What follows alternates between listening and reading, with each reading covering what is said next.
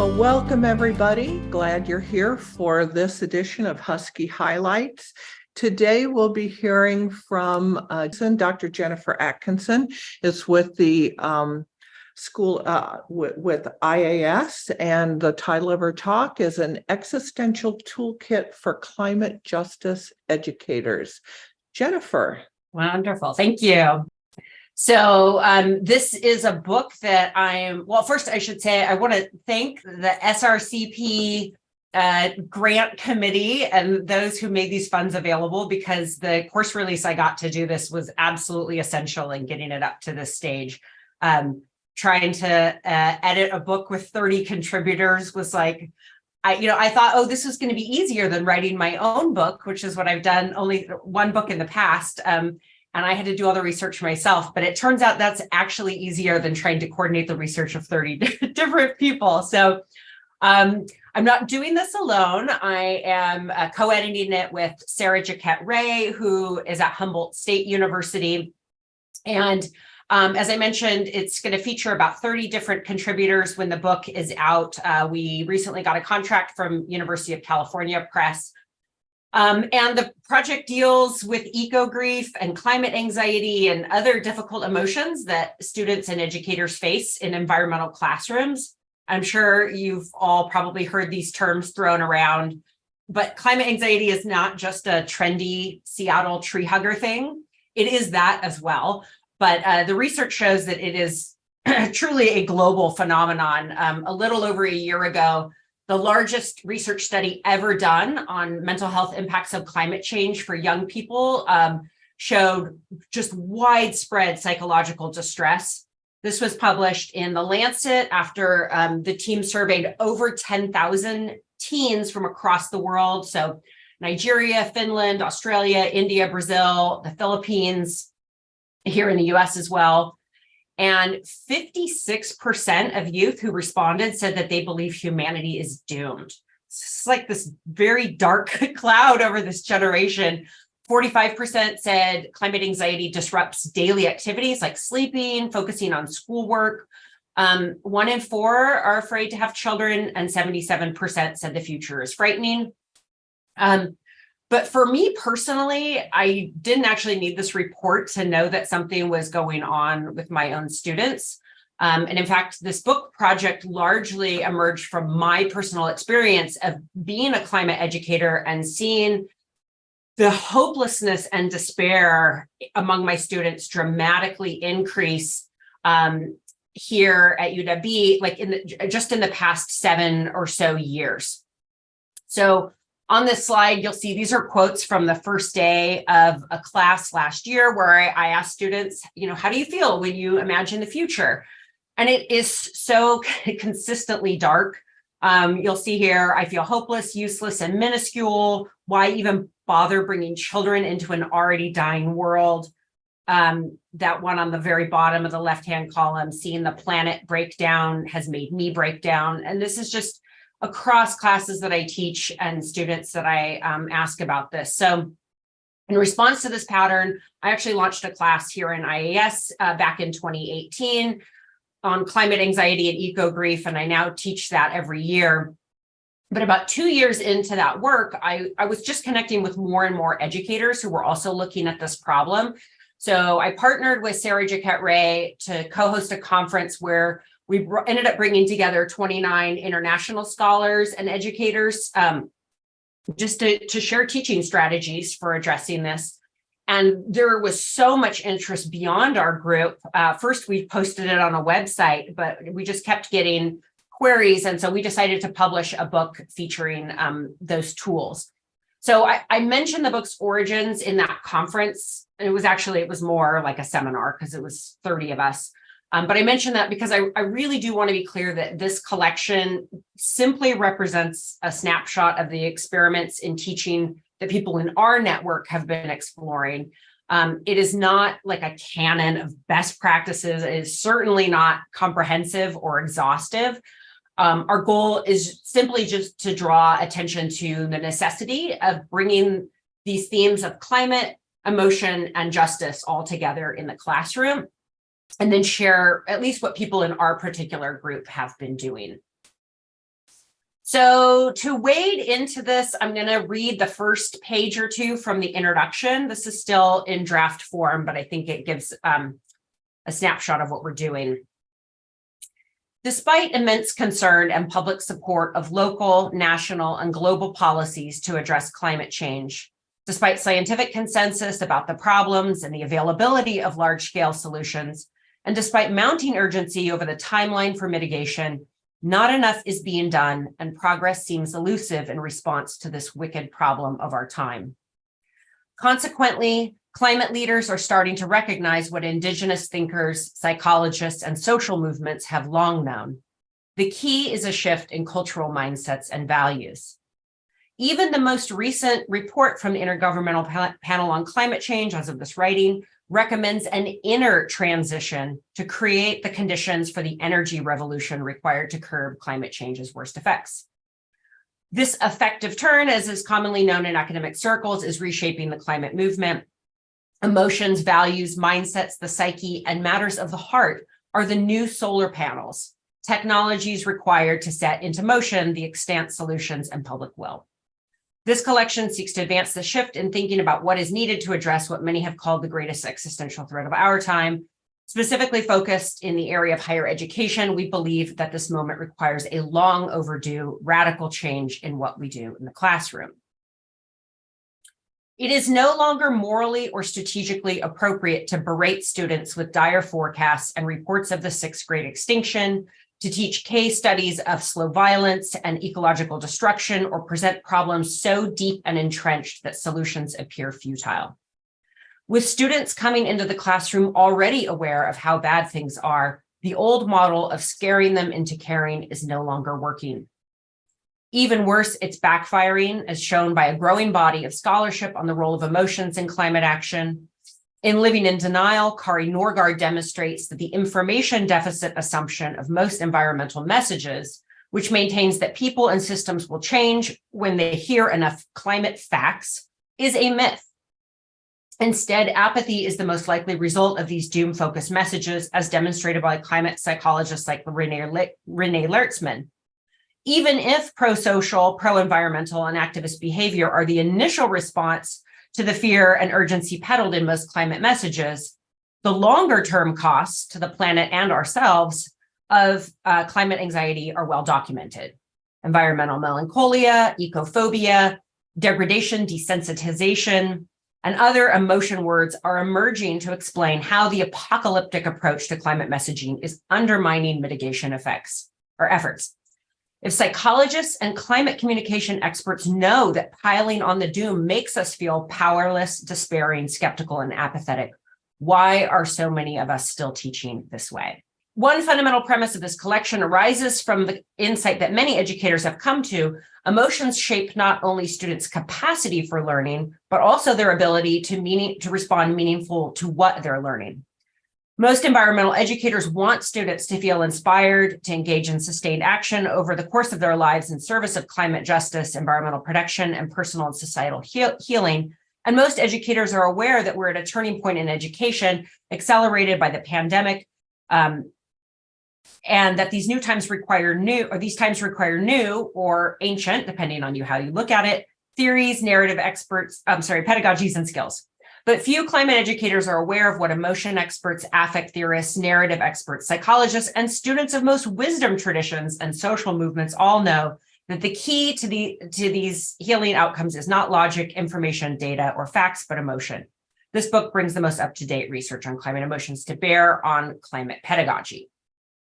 And I just want to add that another argument for centering emotions in climate pedagogy is that educators themselves are exhausted, overwhelmed, often wrestling with climate emotions like despair and apathy and anger. So these resources are really to help us on both ends of that equation. And the contributors to the book ended up including folks from a lot of different disciplines: climate communication, science, media studies, psychology, the arts, games and game theory, liberatory pedagogy, and a lot more.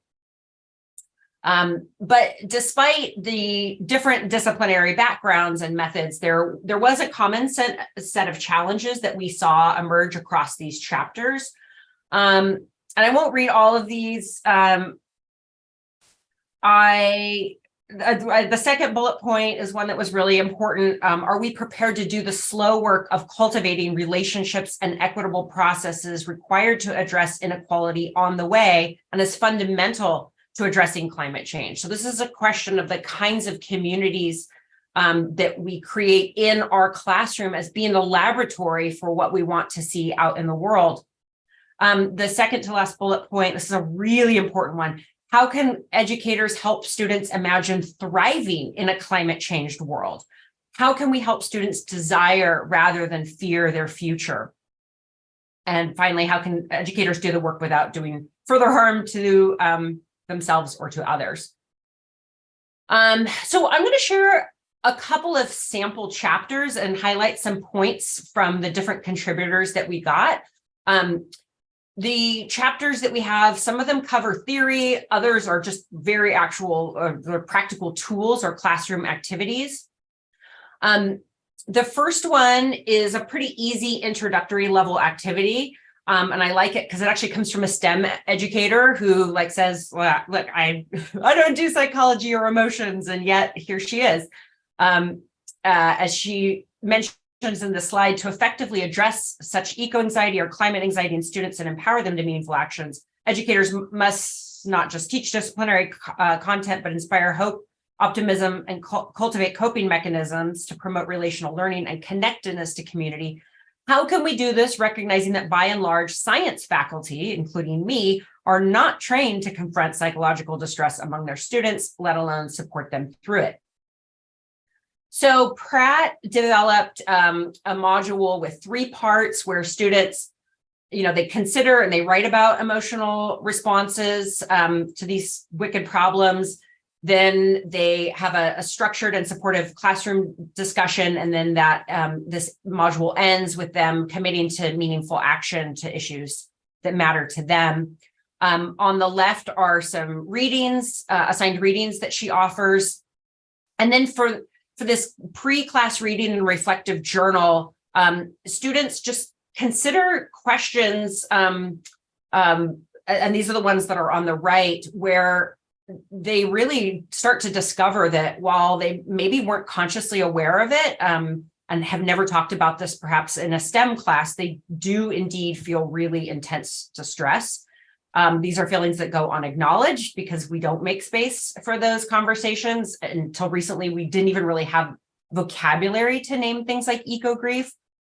So that act of naming and recognizing them just is a crucial first step to normalizing those feelings, and helping them recognize them as, in fact, healthy reactions to a very intense issue. And students can respond either through a journal or discussion thread, but the author is very emphatic about there is a real advantage to public discussion posts because they create this space for affirmations and supportive comments and a kind of camaraderie that emerges. And that enhances participation when students later come to class because they arrive knowing that their feelings are indeed shared by their peers.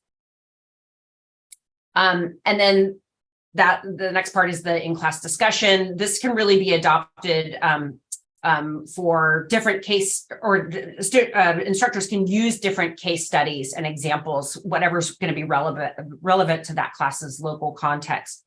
And the author includes a URL. I can drop this in the chat towards the end to download her presentation and material and slides. So this is just, again, very kind of introductory, just opening up a space for that conversation.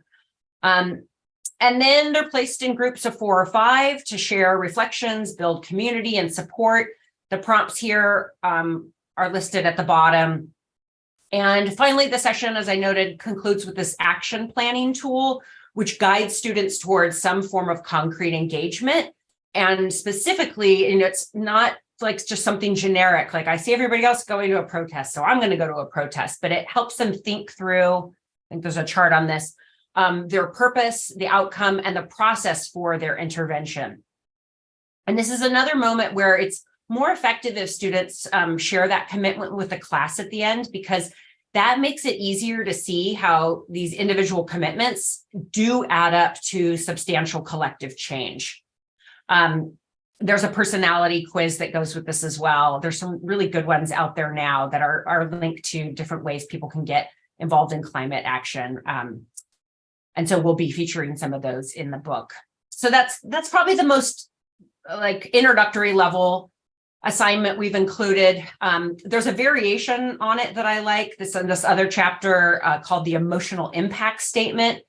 And this grew out of a series of conversations that Christy Manning and Susan Koger had with students at Macalester College, where students would discover that a stand of trees where they played as a kid had been converted to a storage facility, or maybe they learned that health problems in their own family were linked to polluting industries. And then over the course of investigating the legal and regulatory processes that approved those projects, so the one that we're familiar with being the environmental impact statement, the students themselves kind of brought up this oversight. And as one of them wrote in that quote at the top, apparently the environmental impact statement didn't take into consideration the emotional impact of losing those trees or harming those families. So that's how this statement came about in their teaching. So it's once again kind of meant to call attention to the psychological dimensions of economic and development practices. And so the authors write, if the environmental impact statement is analytical, neutral, and detached in describing damage to natural and human communities, the emotional impact statement invites feelings to be acknowledged, expressed, shared, and processed. But the book also goes beyond. I wanted to start off kind of with this like grief and anxiety, because we do go beyond that and cover emotions that get less attention, like playfulness and even joy. Our contributor, Peter Frederici, writes about comedy, which he sees as a corrective to the dominant genre in climate representation, which is, of course, tragedy. In this excerpt, he writes, tragic literature is also characterized by what Frank Kermode dubbed the sense of an ending, meaning that its narratives achieve cohesive meaning only through the existence of a conclusion that defines and stitches together the story, an ending that is foreordained by the narrative's author, even if readers only discover its meaning when they get to the end. Prevailing climate change narratives feature numerous such predetermined endings. And the box on the right gives examples that we see in climate discourse, both those that are hopeful and that are very doom-oriented. So whether it's the narrative of the techno fix swooping in, or the inevitability of capitalism, or religious traditions of apocalypse, which has now really kind of been taken up by conventions of Hollywood film. And the common strand of tragedy that links all of these narratives is that sense of inevitability that has characterized tragedy since the ancient Greeks in the kind of mode that he's writing it. So Frederici writes, once the story starts running, its course cannot be altered. No wonder young people are anxious. And so a lot of this chapter actually draws from the literature scholar and naturalist Joseph Meeker, who over 50 years ago suggested that tragedy in literature grows from the same seedbed of belief that has led us into the ecological crisis, especially through the focus on individualism and division between humans and the rest of nature. Of course, Meeker's work predated widespread knowledge of climate change, but the summary still resonates today. So in a nutshell, Frederici asks, what would happen if we drew instead on tragedy's foil, on comedy, to develop alternative climate change narratives?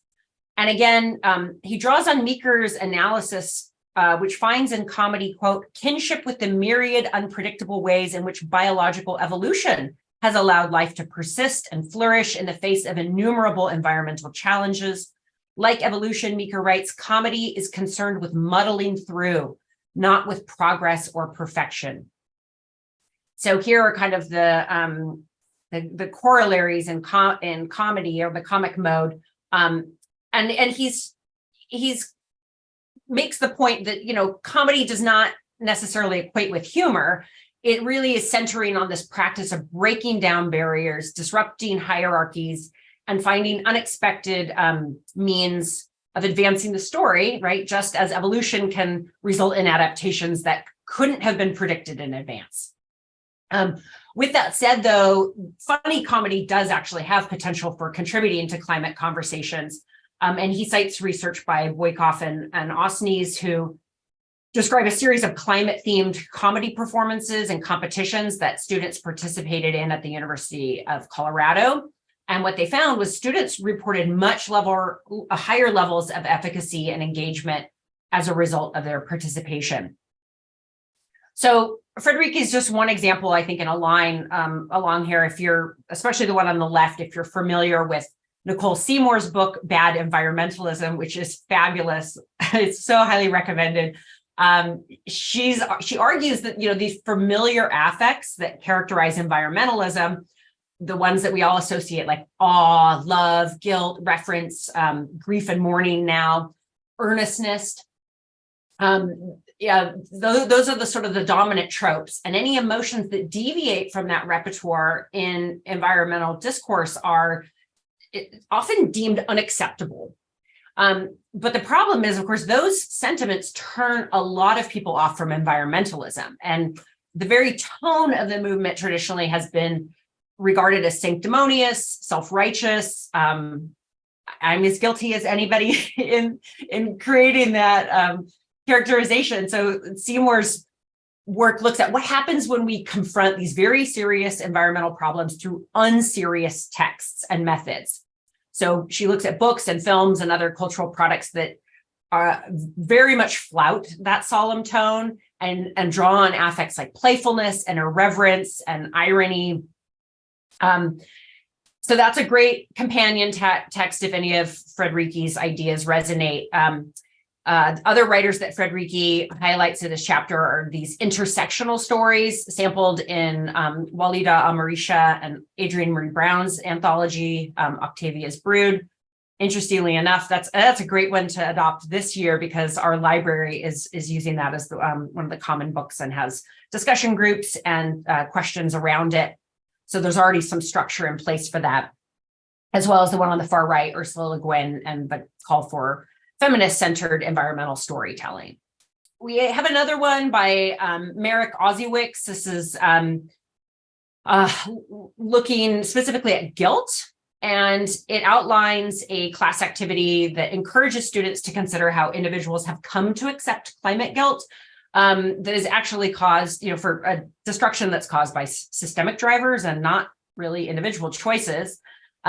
He's careful not to suggest that individual choices are inconsequential, but he's very concerned about how students get crushed by climate guilt and then end up accepting climate change as a kind of punishment for being personally implicated as one of its drivers. And research has repeatedly shown that guilt is very ineffective for working towards climate injustice or climate justice. It actually makes people shut down or withdraw. People want to shrink back from visibility when they feel guilt, and that leads them to disengage, opposite of what we want. When we're consumed by guilt or shame, we can also be very tempted to focus on alleviating our own personal discomfort rather than addressing the source of the problem. But despite all that research, guilt is still like one of the most widely used strategies in environmental messaging. And so we've got this generation of students who've grown up swimming in this guilt narrative. But the strange part, according to Oziewicz, is that students do actually have a strong understanding that structures and processes like capitalism and colonialism are at the root of the crisis. And this is borne out in surveys that he's conducted with students over the past 8 years, as well as broader research as well on what students know. It shows that the vast majority of them will identify climate breakdown as a kind of a continuation of the extractive logic set in motion by European colonization. And so they know that it is something that's the fault of a particular group of people who have not been held accountable for their actions. So that's what students know on an intellectual or academic level. But on a affective, emotional level, that personal sense of guilt and self-loathing still remains unshakable. So Oziewicz writes, Here then is the accountability paradox. The more students learn about the ecocidal operations of neoliberal capitalism, the easier it is for them to misremember ecocide as nobody's fault. So the inevitable price of technological process, or as everybody's fault, i.e. responsibility shared by everyone who participates in the system. This menu of two options is false, part of the neoliberal legitimizing discourse. In each case, the misremembering generates disempowering emotions, including in the former, the cognitive dissonance of feeling guilty that nobody appears to be held accountable for what science clearly identifies as a human-driven damage to the planet. In my experience, the sense of guilt is even more pronounced when students acknowledge their complicity in the ecocidal system, embracing the everybody's fault framework. Their climate guilt is then an expression of doing my part. It builds on young people's sense of fairness and communicates their readiness to shoulder the blame for the sorry state of the planet, even if they are unable to take other constructive action. In fact, and perversely so, guilt is a powerful substitute for constructive climate action, all the more so because it appears to be a form of action too. And by the way, I thought it was interesting that his research has shown that the sense of guilt is actually pervasive among BIPOC students as well as white students. Even though they experience climate guilt and climate impacts very differently, they are all conditioned by this decades-long rhetorical campaigns meant to confuse them into misremembering who's responsible for the climate crisis. So I won't go into the details of what he does in the class, but there's a set of readings basically that just help them start off by seeing how their climate guilt is manufactured and continuing to return to that. And then the last one I thought it would be a good one to end with is joy. So we have Casey Meehan's chapter, which looks at the way that play nourishes mental well-being. So it activates the reward and social centers in the brain. And I'm sure a lot of you have seen these headlines around, brain scans bear this out. First, that during play, our brain releases dopamine associated with joy and creativity. So this is just a really welcome antidote in an age where anxiety and depression are so much on the rise. But then second, he points out that play connects us to others. So this is both on a physiological level where playful interactions trigger release of oxytocin, which generates connection and feelings of trust.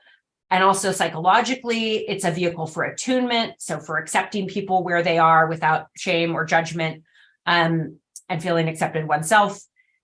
And then the third benefit is it gives a space to explore new ways of acting and being in the world. So besides lifting our spirits so that we're emotionally resourced to do this hard work, why else might we need play in climate education? And Meehan writes, play is seen as separate from the real world since players experiment with different rules, norms, and/or roles.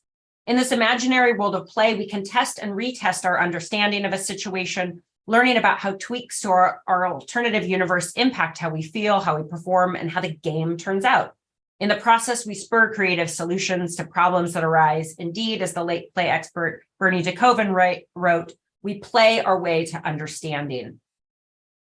And one example that he offers is the UN Climate Change Conference simulation. This is available to anybody for free through Sea Roads. The platform was developed by Climate Interactive, and it allows players to negotiate, and you can try different strategies, and you learn about the range of issues and different impacts on different regions in the world.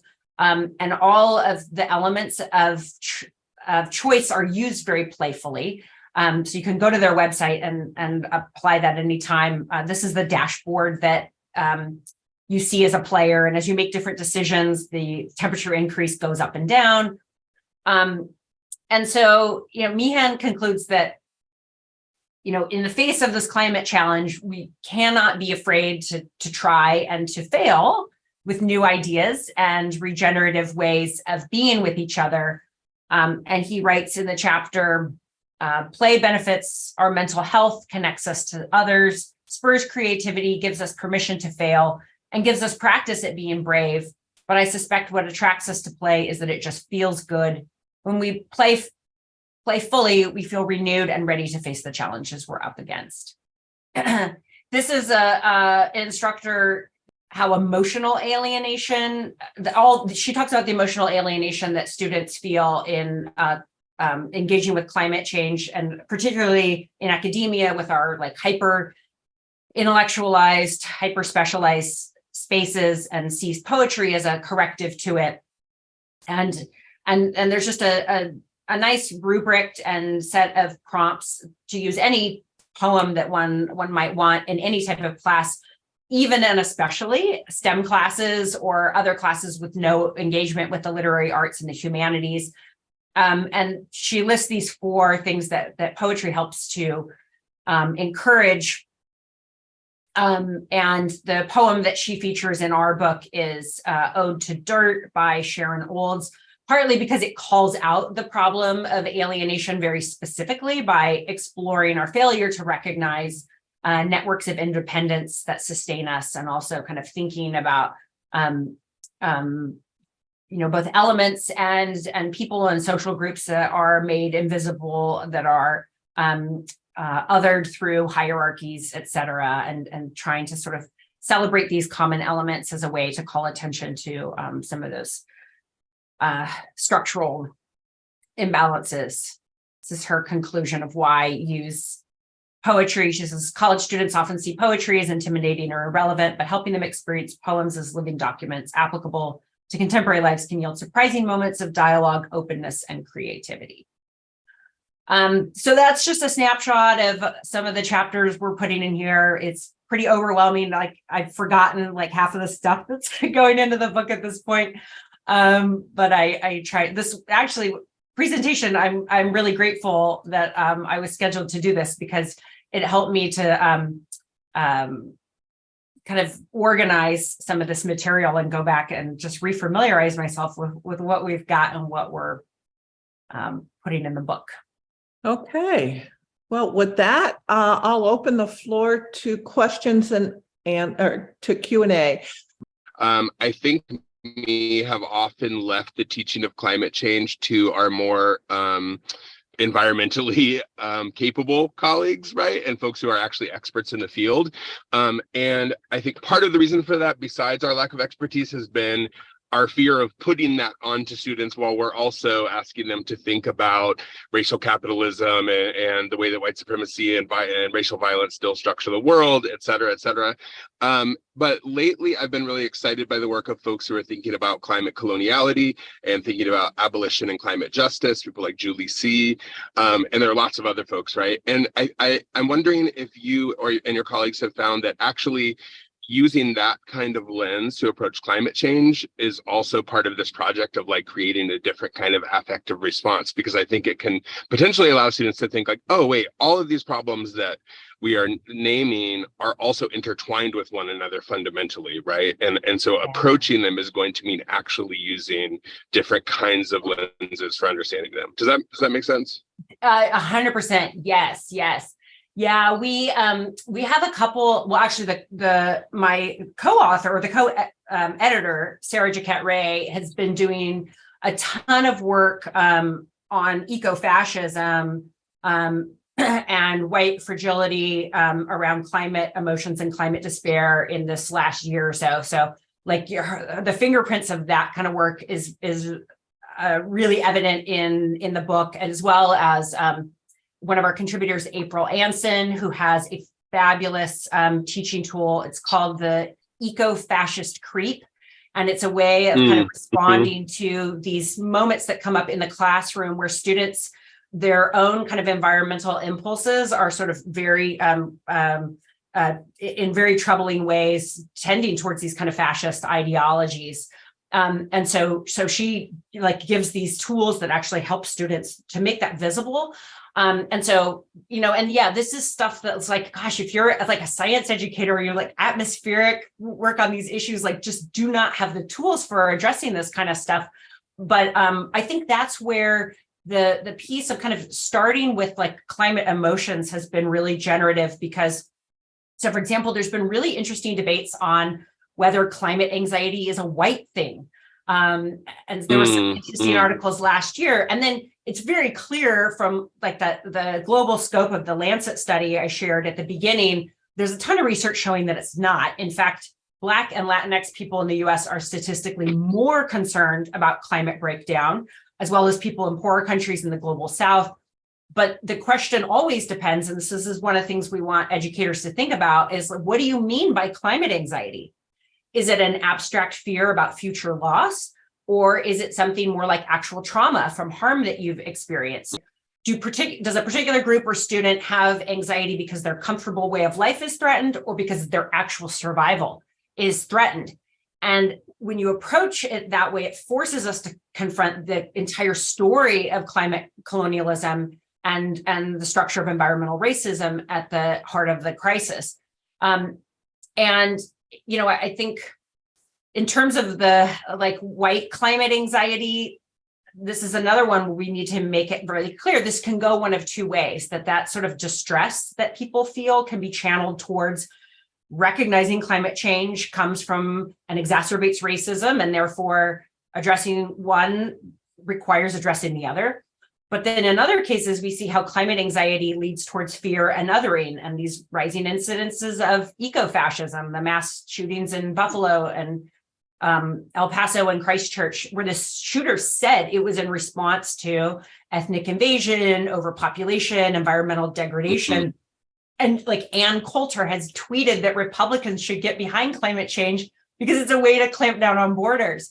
So there are all these kind of histories, and before climate change as well, and the environmental movement, where it's just so imperative that educators and students are aware, like if racism is at the root of the climate crisis, then more racism doesn't fix it.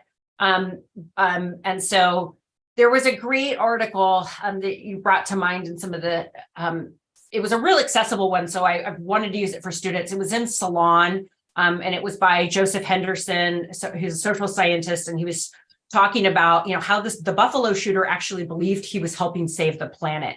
And so this is what happens when eco-anxiety kind of moves into a direction that, we tend to think that if we teach people about climate change, they want to create a world that's more just and peaceful. But that's really ideologically naive, that there are many that will take it in directions that are racist and anti-democratic and authoritarian. So, people are just going to integrate it into their existing politics. So if we're in this moment where we're fomenting so much fear, we need to think about how the consequences of that can play out in unexpected ways.